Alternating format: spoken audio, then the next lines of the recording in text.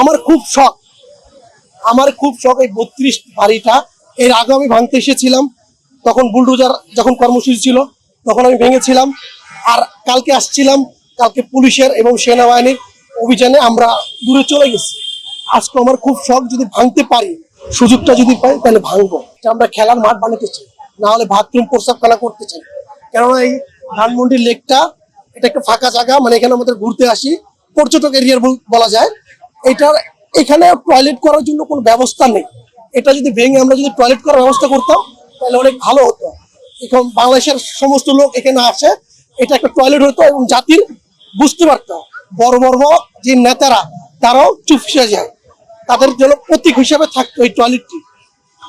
আর আমাদের খেলার মাঠটা যদি হতো তাহলে আরো ভালো হতো। এখানে স্বৈরাচার বসবাস করছে, স্বৈরাচারের অস্তিত্ব ছিল এখানে।